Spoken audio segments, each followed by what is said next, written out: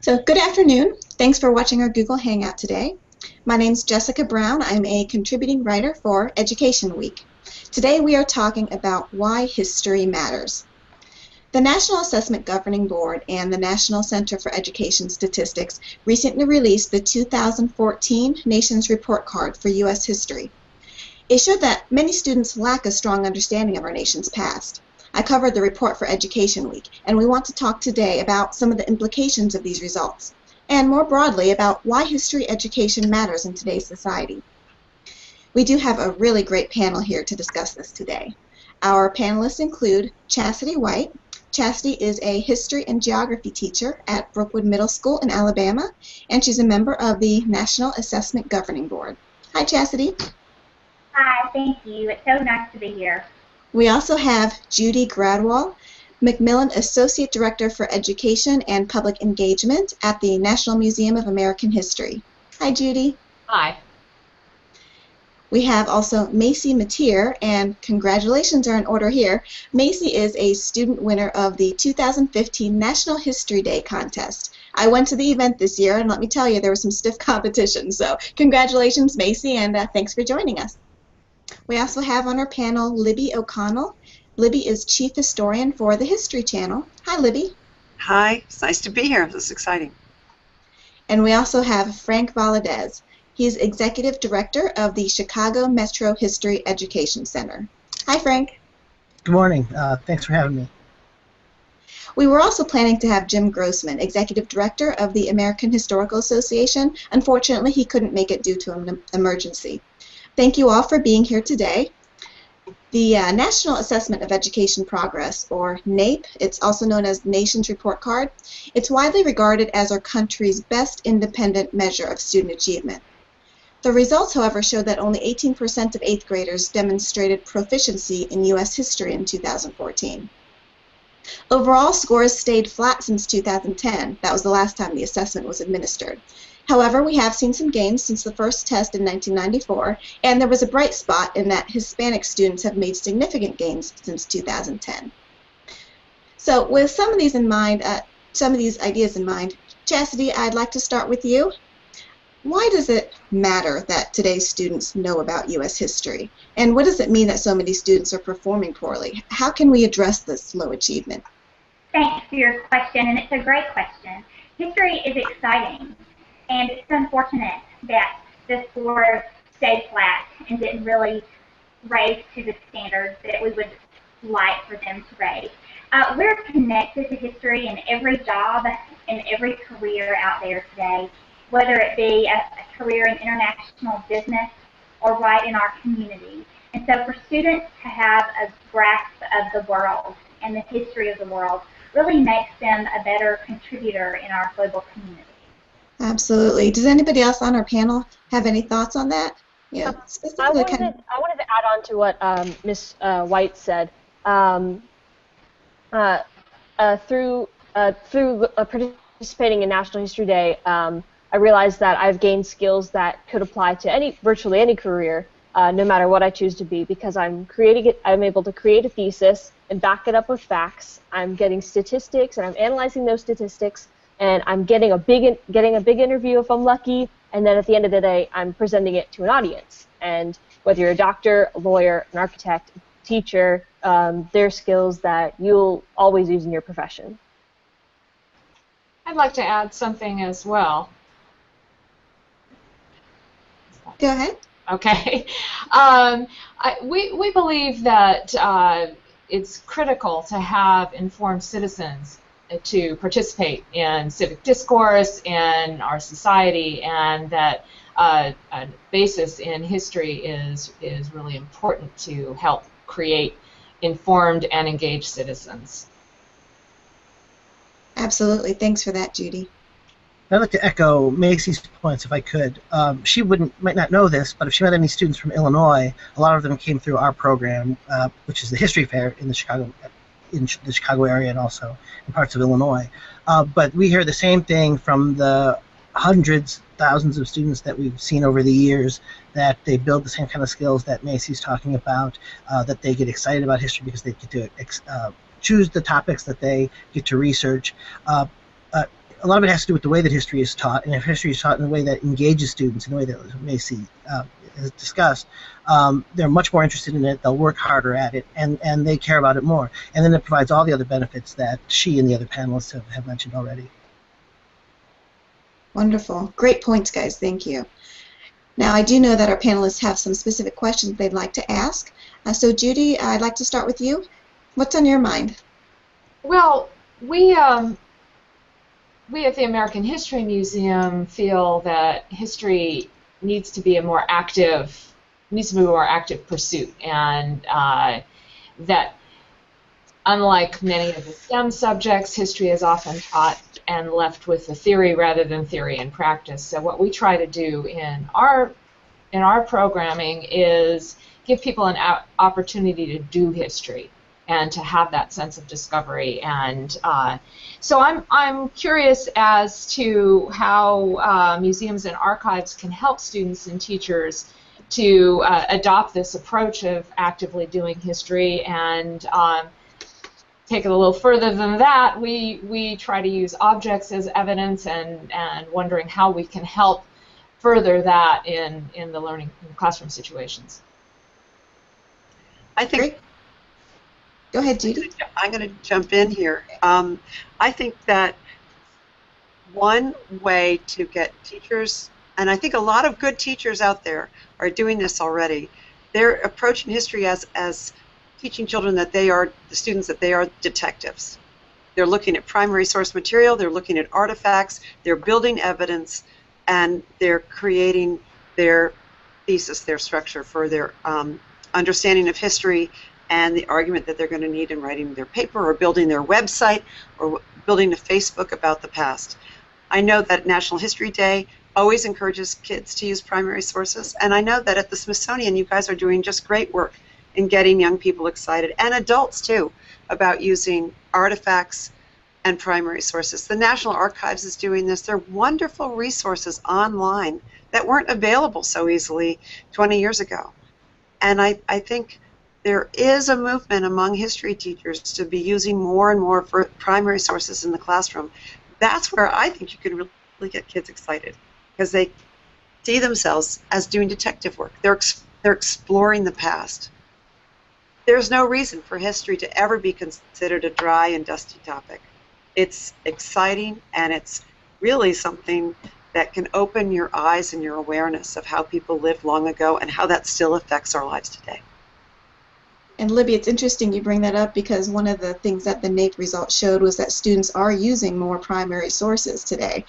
Showed that they were using it in their history classes. Yeah, things like letters and diaries and essays, they were using it like once a week. Does anybody else want to weigh in on that? What do you guys think of that trend, that these documents are being used more and more? Yeah, I'd like to weigh in on that. I definitely agree. I think that when students make history a part of their everyday discussions, and what they do in the classroom is not just from a textbook, it comes from the world.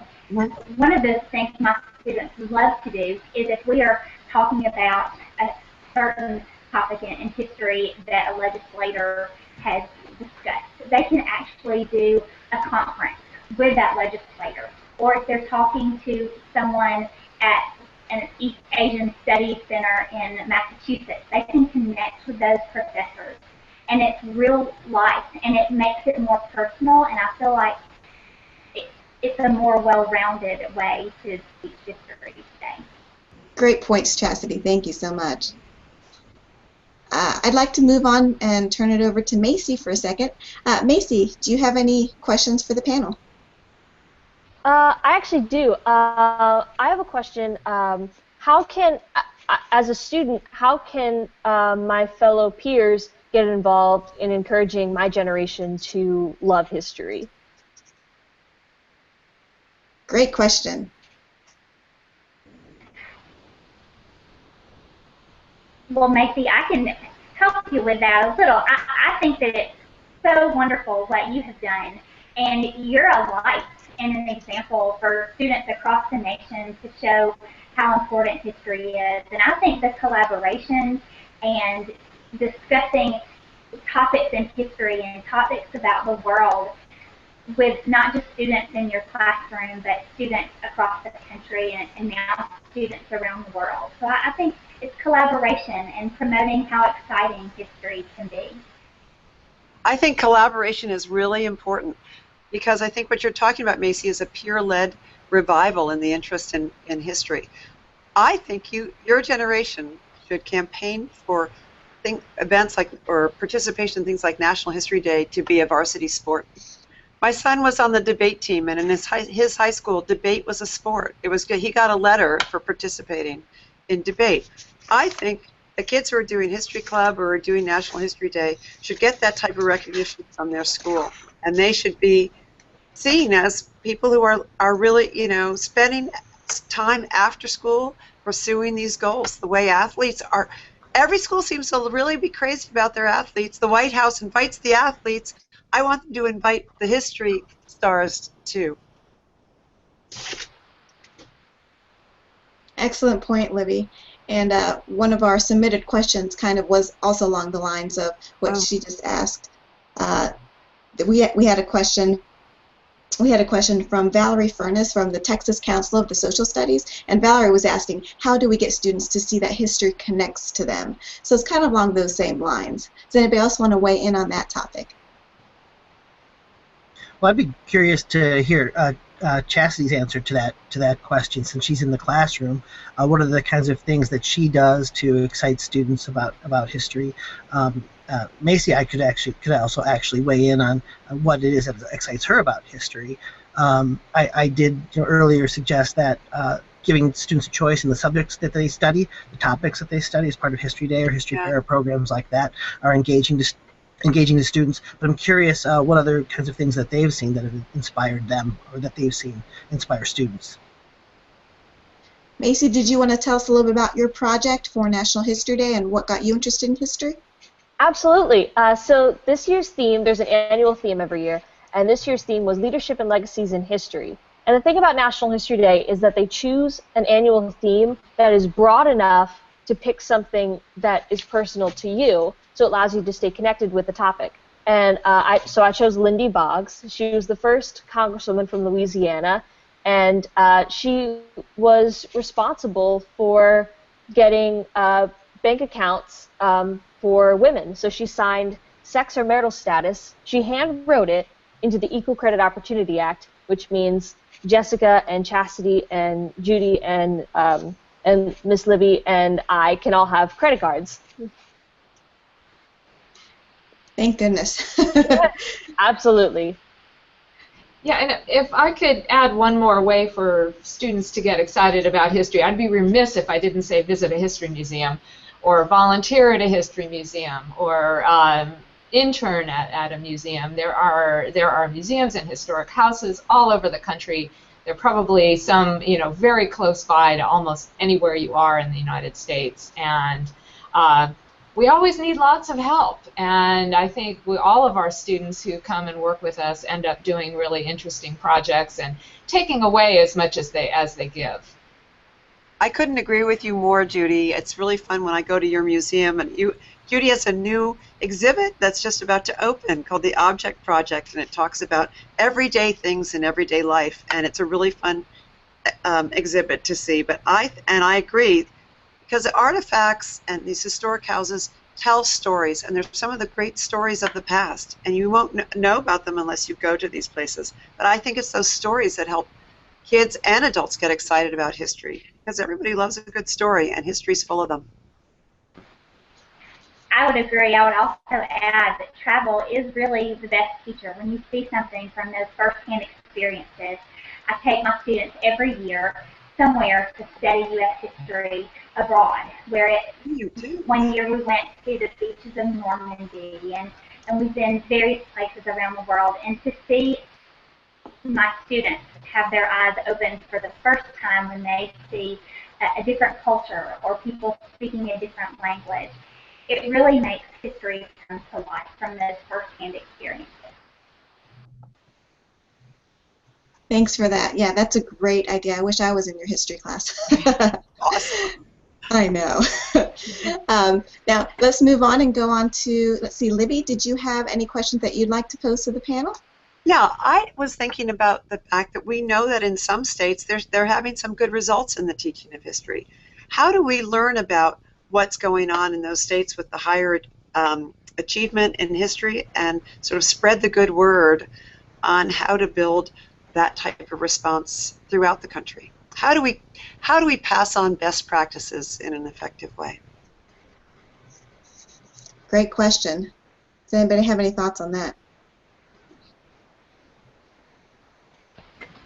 I don't have the answer. I mean, I think it's something we need to think about, because if you're working with a teacher like Chastity, he's going to grab that information.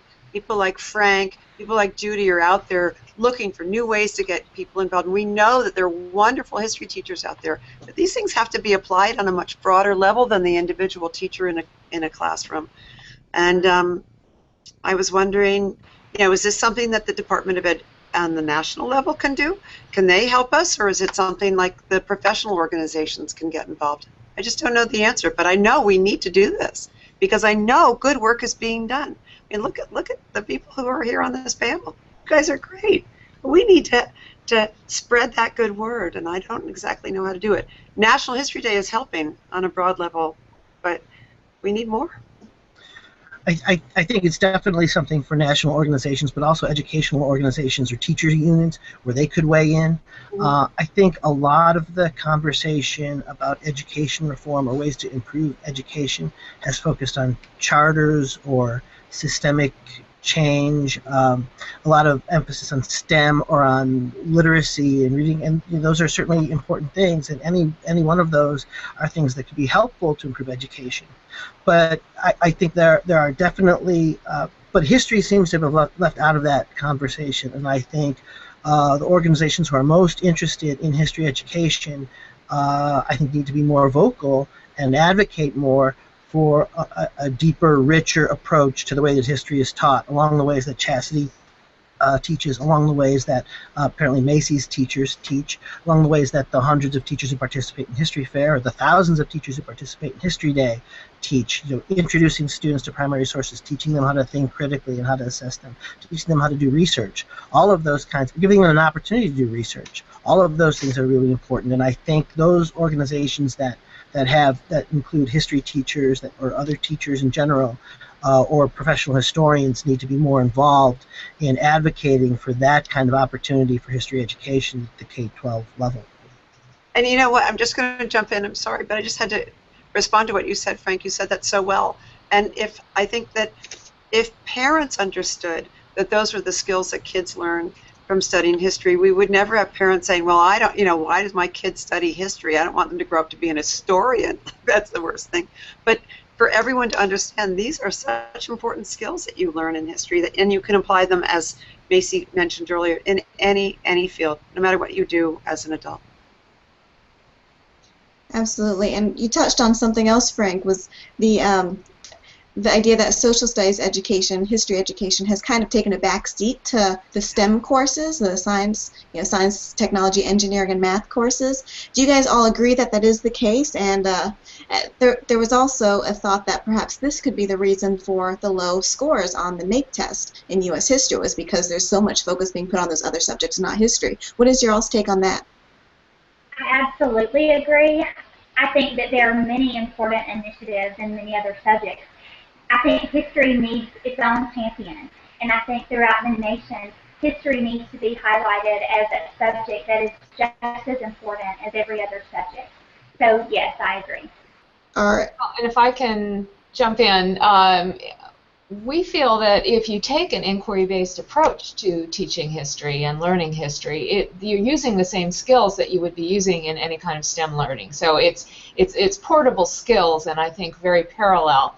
And history has definitely taken a back seat, but I think we need to be stepping up and showing how the inquiry-based skills are really going to be just as critical as STEM skills.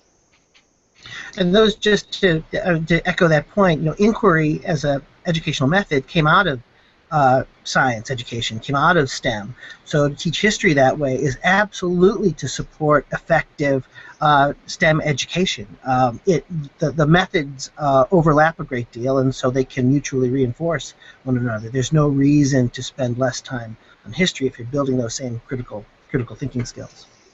And the last time I looked, reading nonfiction is a valid way to increase literacy and experience in text analysis. So, you know, use more history texts for your reading classes. It doesn't all have to be fiction. So you have the learning of the content as well as the acquiring of the skill. Yeah, that's a great point. In fact, one of our submitted questions was also sort of about that point, about literacy skills as well. We had Scott Petrie from the Los Angeles Unified School District submitted a question. He asked, how should history teachers balance covering content versus teaching skills? And what academic literature can advise classroom practitioners on improving writing instruction? That kind of goes to that point. Chastity, did you have any thoughts on that item, on, you know, what teachers should do in the classroom to balance covering content versus teaching skills? Yeah, sure. I think it is an important balance, because content is important as well as teaching important skills such as writing or technology-based research or even math skills.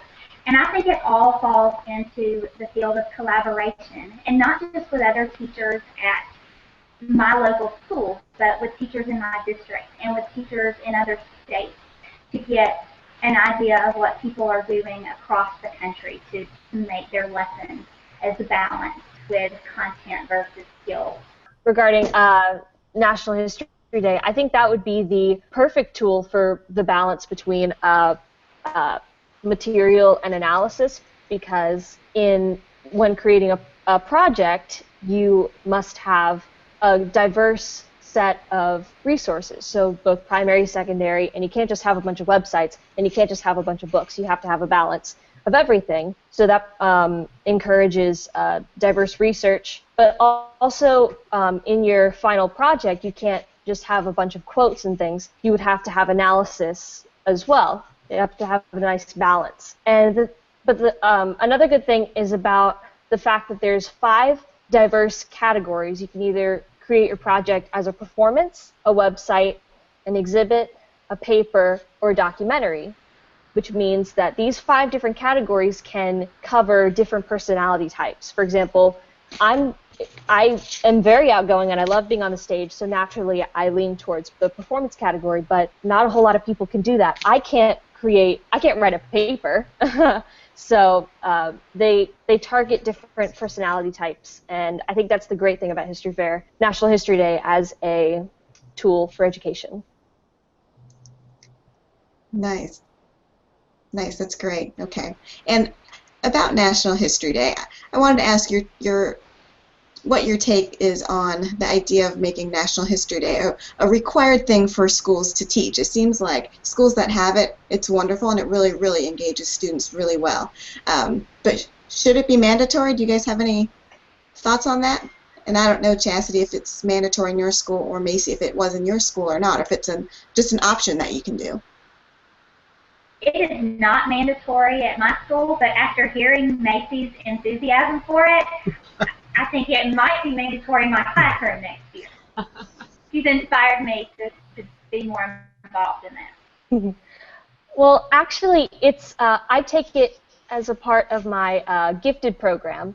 So it was not a part of my history class, but it was a part of my gifted program. I don't know if there would be a difference, but I think my teacher, Grace Freeman, put it in my gifted class as a way to kind of test drive it with a certain group of kids, a certain type of kids, to see if the rest of the student body would be able to handle it. It's not the right word, but would be able to jump into it and get involved. Because it is a lot of work, but at the end of the day, it'll be worth it. And it's a lot of work for the teachers too. So that's one of the things that my organization faces as a challenge in some way. We're reluctant to say that it should be mandatory, because there are there are a lot of good ways to teach, and so actual participation in History Fair may not be necessary to a quality history education. But however, for those teachers who do want to do it, it does. They are superheroes because it takes an extraordinary commitment on their part to put in the time and the effort. I think Chastity would back me up on this. It's much more difficult to guide 15 or 20 students through individual research projects than it is to have all the students read the same chapter in a textbook and then take a test at the end of it, even if they're integrating primary sources. And particularly if students have the freedom to do their projects in the way that Libby suggested in any of 5 different categories, it requires teachers to have a whole different range of teaching skills to guide students through that process. And if all the students are doing different topics, those are different sets of sources, primary sources, different. I'm lucky enough to be in Chicago where we have dozens of libraries and archives that students can go to, and many do. But a lot of this, it's a lot of work for the teachers to shepherd students to those places to find the things that they need to find, working collaboratively with people like Libby and Judy at those kinds of institutions to support student work and to provide teachers with the skills and knowledge that they need to guide students properly. It's definitely worth it. I think Macy is a great example of how worth it is, but it's challenging. It's a lot of work. In some schools, they do it as an after-school program, and I mean, there's a lot of schools that participate and in different ways. So in some cases, it's required. Sometimes I know that there's a teacher I know in Washington, D.C. who does History Day every single year. If you're in her class, you participate. Doesn't matter where you are in the learning spectrum. And other teachers who have their schools with gifted programs and schools that run it where it's like an after-school club. And somebody comes in. There are volunteers that are very involved. I think it's. I love National History Day. I think it's a great program. But I think the important thing are the uses they make of the primary sources, the inquiry-led teaching and learning programs, all of these things that these are going on with you, Frank, at your institution, with Judy at the Smithsonian, with Chastity in the classroom. I mean, if these are being adopted, National History Day is great. There are other things that you can do, but we want those key attributes of that type of learning to be adopted, whether you participate in National History Day or not. That's right. I think that makes sense to you guys? Yeah, it does, absolutely, yeah. And while we're on the topic of excellent ways to teach history, National History Day is obviously one way that you can do this in the classroom that is very effective. Yeah. One of our submitted questions, which I thought was a really great question, it came from Joel Bader. And Joel asked, how should students and teachers deal with such topics as slavery, the treatment of Native Americans, the internment of Japanese Americans during the Second World War, discrimination against African Americans and other minorities, and other related topics? And he says his thinking comes from the recent shooting in the Charleston, South Carolina church and the controversy over the Confederate flag. So, Chastity or anyone on our panel, do you guys have any thoughts about that question? How should students and teachers deal with those tough topics? Yeah, I think first teachers should be genuine and have an honest discussion with students. And one approach that is often seen more and more throughout the country is approaching those topics under the umbrella of peace education. And peace studies incorporate the resolution. Oftentimes teachers will discuss heated topics or issues such as an atomic bomb explosion or something of that nature, and they'll talk about it for the content, but we lack how things were resolved. For example, we do a unit on peace education with the Rwandan genocide, and whereas most teachers would teach just the history of the genocide, we approach it from a peace education perspective. And what is going on in Rwanda today, and how are they approaching teaching genocide studies through the eyes of peace education and conflict resolution? So I think that would be an appropriate way. That's a great idea, Chastity. I do think you've got to approach these topics. I mean, there's no point in backing away from them, and I think students want that honesty. Young people have really high nonsense detectors. They need you to be I think they are looking for people who are straightforward and honest with them. And the important thing that I think that Chastity points out is that when you open the door to that conversation, you want to encourage a peaceful resolution to the conversation as well. But it's important that they know the truth. And if they're reading and using primary sources, they're going to encounter stuff that's really pretty harsh in its reality. And I think that's one reason why kids like history, especially kids in high school, because they're confronting these issues for the first time. Some of them. Yeah, I think anything we can do to help keep history relevant, especially relevant to students, is it's a great entry point, and they're going to be more excited in the topic. Yeah, do you find that tying current events back to historical events and kind of explaining the landscape of then versus now in terms of, you know, the way people were thinking then, the way people are thinking now on such controversial topics, do you think that's a good way to connect students to those issues in the past?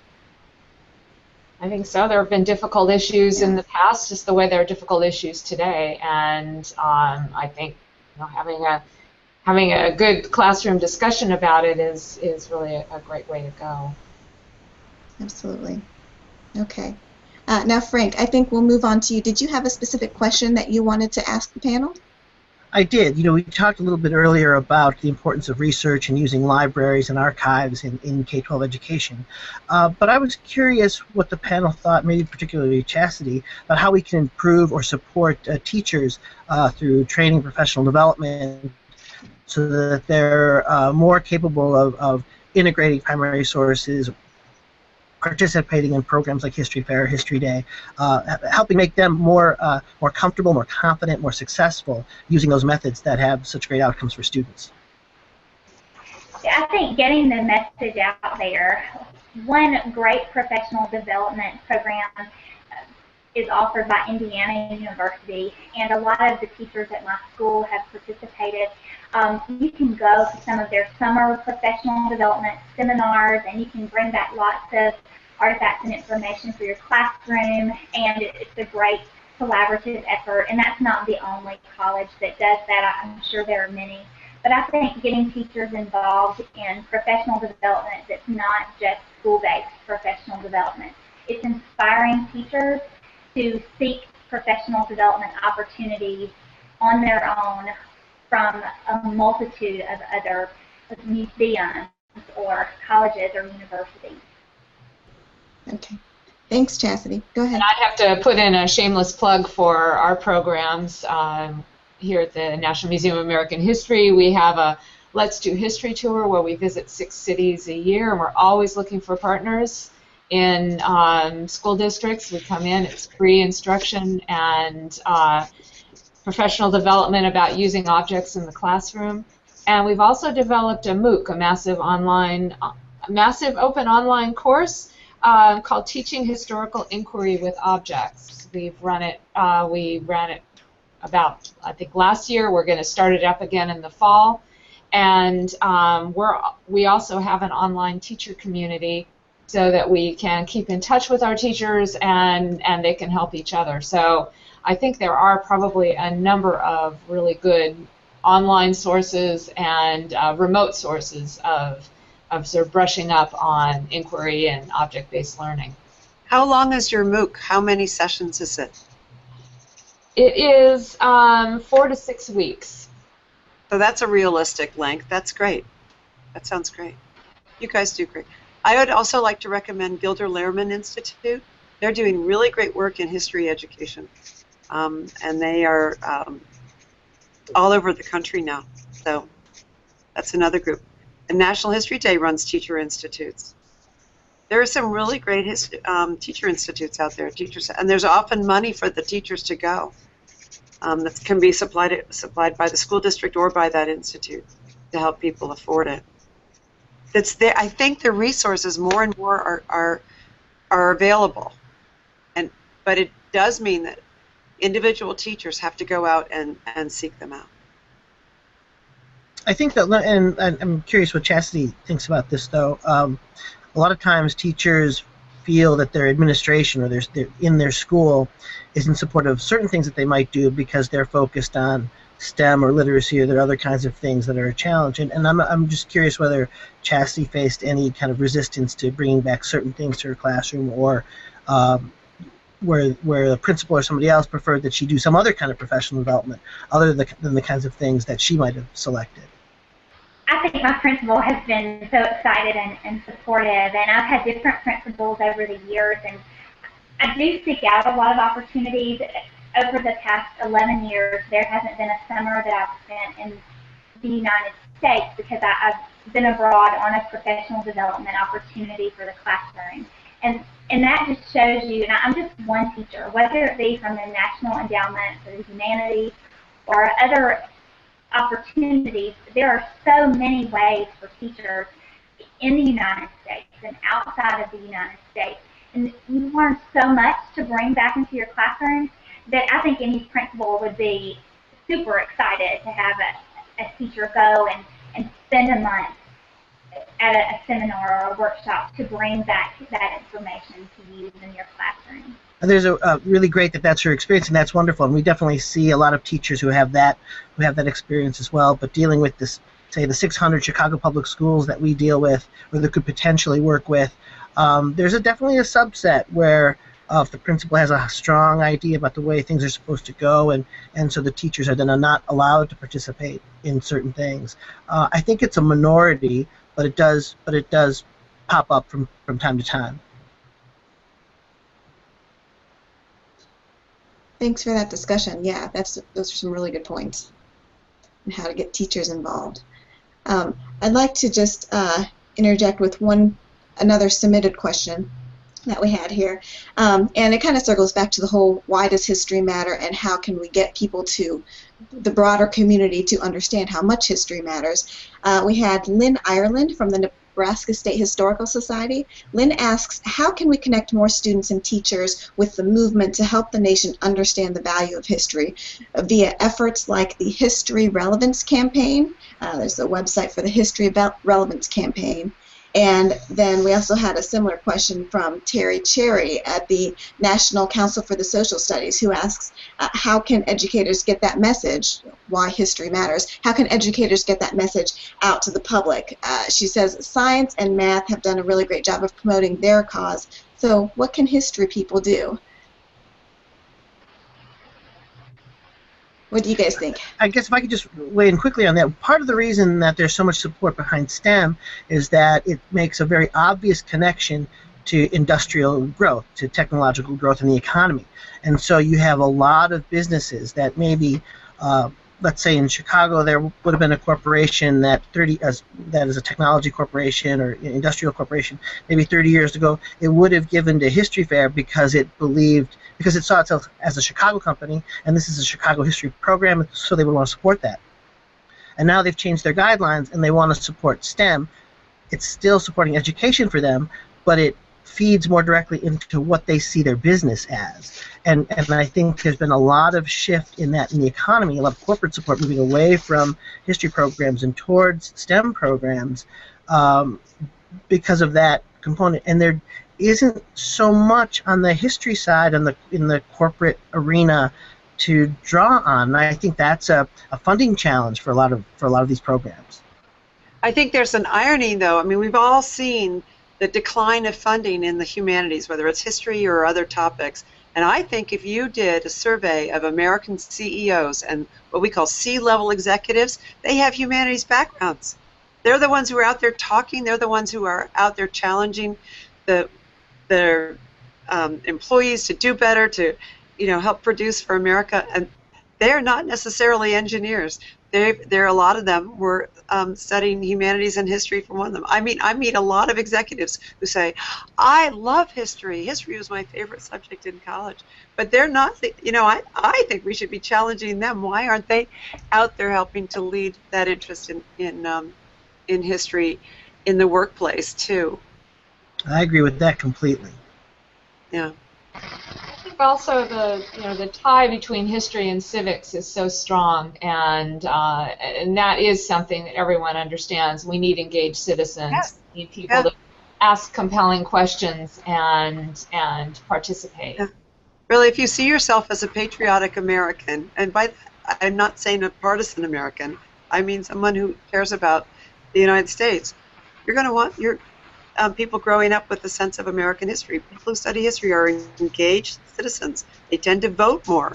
They are, involved in their communities. These are things we know. What's wrong? I mean, there's nothing wrong there. It's all good. So I think there's a lot to be said in favor of leadership. We are looking for leadership in those talking points so that people understand about the history relevance campaign. I think it's a great one, and I'm glad that I think it's the AHA and these professional organizations that are leading that, and I think those are great. Do you think that it would behoove behoove history supporters to try to get the message out about history more as a civic topic? That history is needed to create better, more informed citizens, good leaders, good role models, good contributors to society. Do you think it would be beneficial to push that message a little bit more? Definitely. Go on.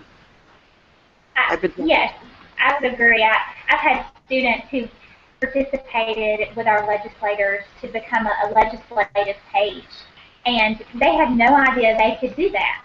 And when I brought the idea to their parents and talked to the students, when they actually got to do that, they said, wow, I never knew that was an opportunity. And then they become more involved, whether it be their classroom or the student government or with their communities. And so just having students know what is out there and what is available to them, I think it does really help.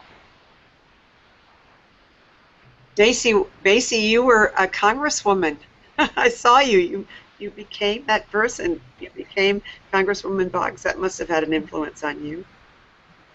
Yes, for 10 minutes. Yes, that was incredible. And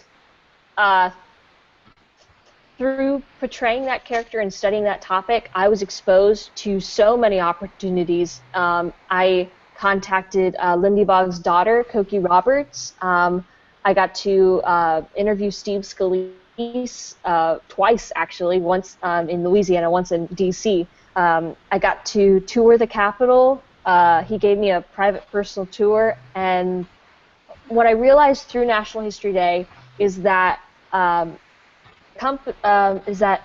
historical organizations like museums and presidential libraries and educational aspects of those places, they genuinely want to help, and you just have to ask. So I feel like if we make those aspects available to students and teachers, I think we could get a lot of involvement and enthusiasm in history to have those primary sources, those real accounts right in front of them. Wonderful. Thanks, Macy. Thanks. So we've had some really great discussion here. I wanted to move back over to Chastity to see, do you have any closing remarks or any final questions that you'd like to pose as we kind of wrap things up a little bit? Yes, I had a question for Libby as the History Channel. I incorporate many aspects of the History Channel in my classroom, but it's for teachers in other subjects. I know I'm always collaborating with teachers to bring in math or reading or science in my classroom. And what advice would Libby have for teachers of other subjects? What could those teachers do to bring in information using History Channel resources into subjects such as math or science? Well, I think there's some wonderful topics. For example, I'm very involved in World War I research right now. Okay, and World War I had a lot of what we call firsts, and those were often in the world of technology. And it becomes a great combination of science class and history class. Kids learn about, well, something, like the first tanks. How did they develop the first tanks? Do you know why they're called tanks?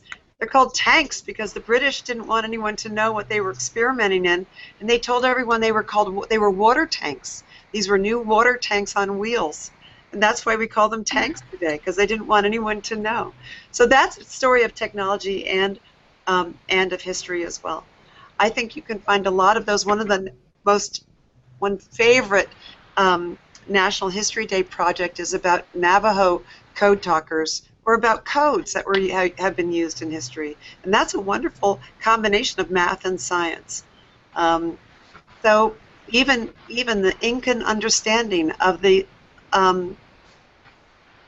astronomy, that's a wonderful science project there.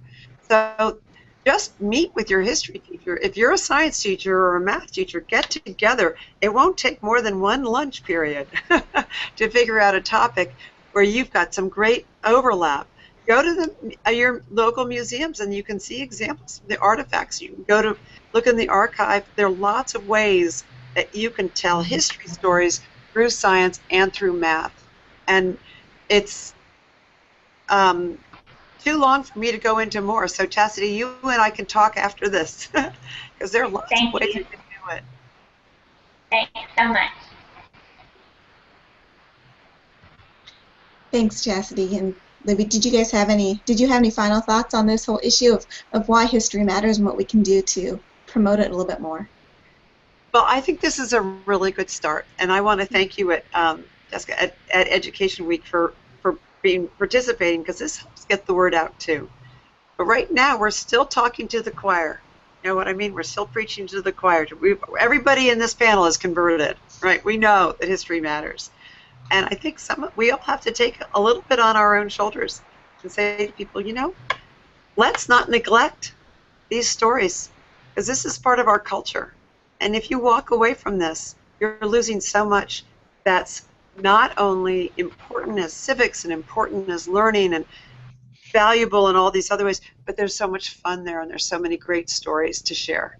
And we don't want to lose that. It's an important part of who we are as a nation and who we are as people globally. Well said, Libby. Thank you. Does anybody else have any final thoughts? Go ahead, Judy. We put a lot of effort into figuring out how to integrate history into every topic, into science and technology, into literacy. All of our programs for young children are using children's literature to learn about history. So I think because we are a bit of an underdog in terms of the educational system, we need to work really hard to integrate history into every single subject, to start quite early, and so that by the time kids are old enough to do something like participate in History Day, it's sort of second nature to them. Great point. Absolutely. Anybody else have any final thoughts? Go ahead. Yeah, I would like to thank everyone for participating today. I'm so impressed with everyone's background, and I just think that history should guide all other subjects. It's so important, and history really does need its own champion, and I sincerely hope that in the future our students have a greater appreciation and can contribute to real-world events because of their background in history. Thank you. Well, I'd like to extend the thanks to the governing board for hosting the event, and I'd like to thank our panelists for this really great conversation today. Really, this was a good talk. Thanks to our viewers, of course, for watching and for submitting some really great questions.